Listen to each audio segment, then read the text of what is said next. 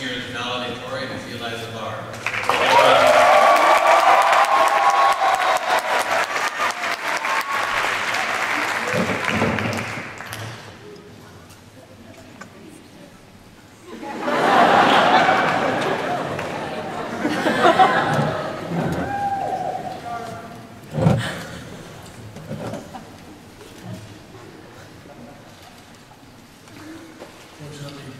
I didn't bring my chickens.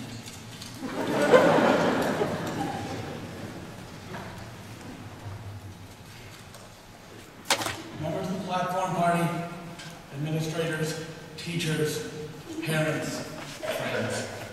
Well, this is it. We did it. We've all walked across this stage and received our high school diploma. Now comes the hard part. Leaving is hard. Going on alone is harder. It is my job, in 10 minutes or less, to sum up our 5 years of high school, to say goodbye, and to say thank you to everyone in this room. Upon being charged with the task of writing this speech, I spent many days pondering ways to put it off until the next. Until one day I realized, as many people realize, that grad sneaks up on you. One day, we were just sitting in grade 8, and the next day, what do you know? We're all here graduating. If only it was that easy. Parents always say that for them, high school just flew by. And you know what? They were absolutely right. However, for a lot of people, high school was a long, arduous, never-ending process, every so often interjected with fun, excitement, and even some learning. Now, don't get me wrong, we all learned a lot in high school. We learned how to do complex algebra that will undoubtedly be useful to all of us later in life.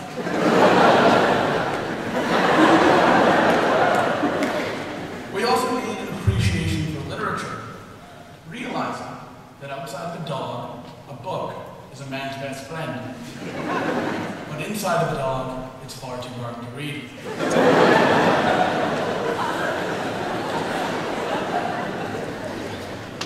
In all seriousness, we all had our moments of inspiration in high school.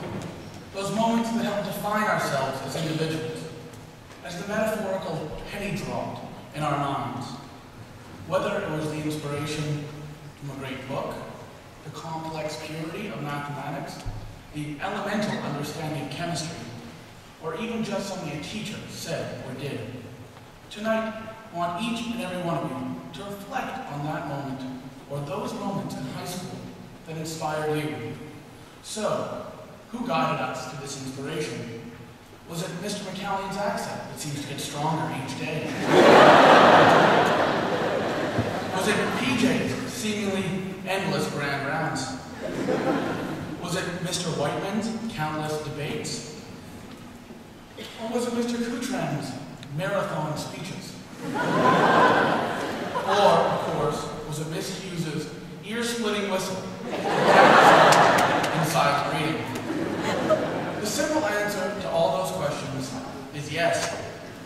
All of these people, all of these moments, were only a small fraction of the inspiration we all had at Prince of Wales. All the teachers' idiosyncrasies taught us that they are people just like us. They taught us that you can be unique and adult all at the same time. I'd like you to join me in thanking the teachers.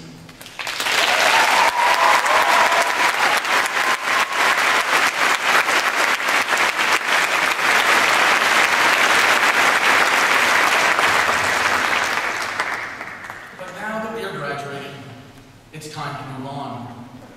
I'm not up here to tell 262 people dressed in matching hats and gowns that you must be individuals. That you must be unique, just like everybody else. I am here tonight to talk about how we must remember the lessons of high school, but we must also carry them with us as we move on.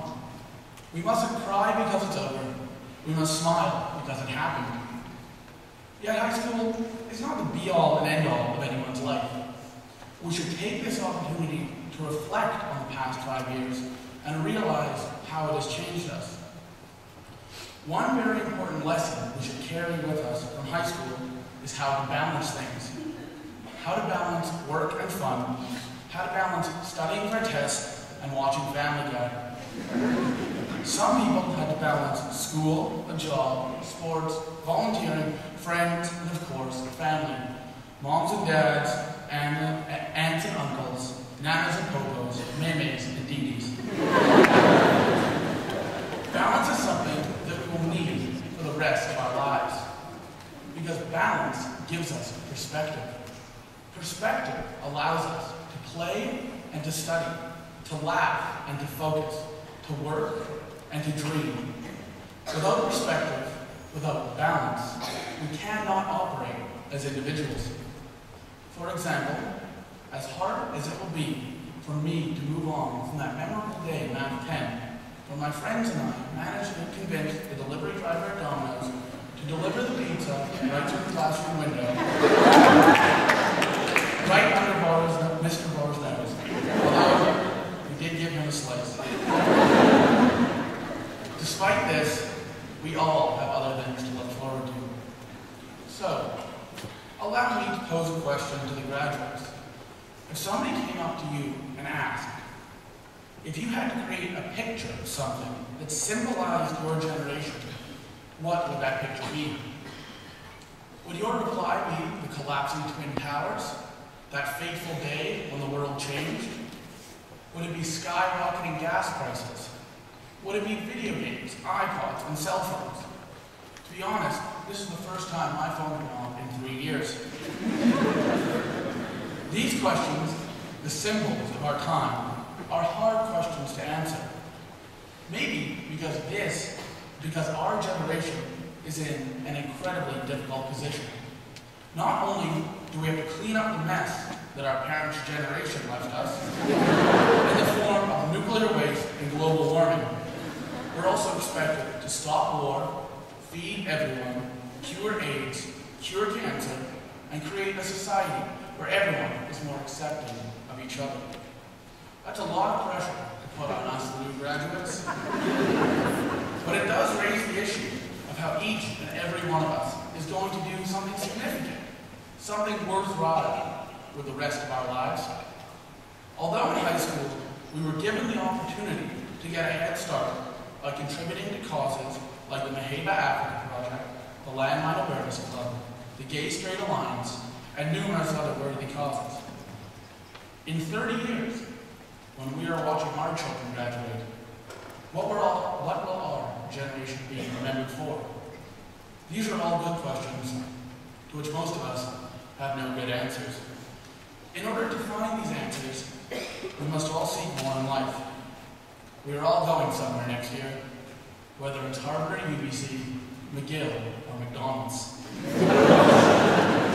Whatever we choose to do, we must approach it with fervor, with enthusiasm, with an attitude that we're going to live forever or die trying. Never let anybody tell you what you can and cannot do. People will only tell you now to do certain things because they don't want the competition. People will tell you that something is impossible. After all, according to the laws of aerodynamics, the bumblebee can't fly. Unfortunately, nobody told the bumblebee. If you believe you can do something, you can do it. Remember, all you have to do in order to fly is throw yourself at the ground and miss.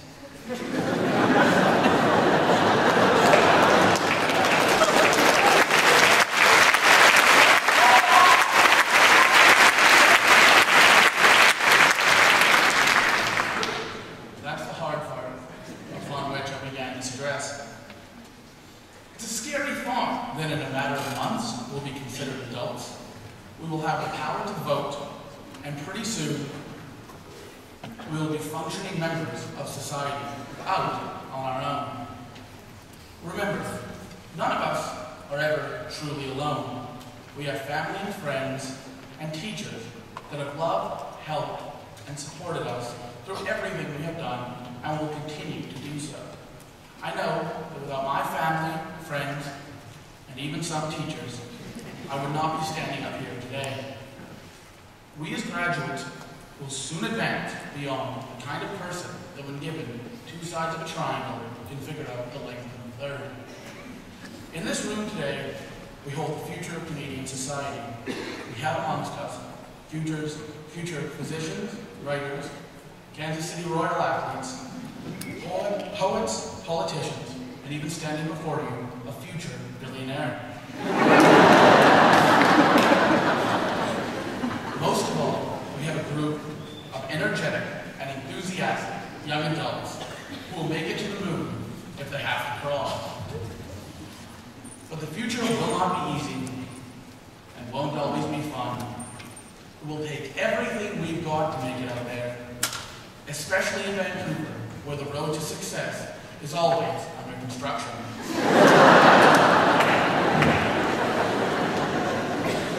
Lastly, I would like to thank all of the grads, family, friends, teachers, administrators, and my mother, father, sister, family, and friends for everything they have done in the past 5 years and everything they will do in the years to come.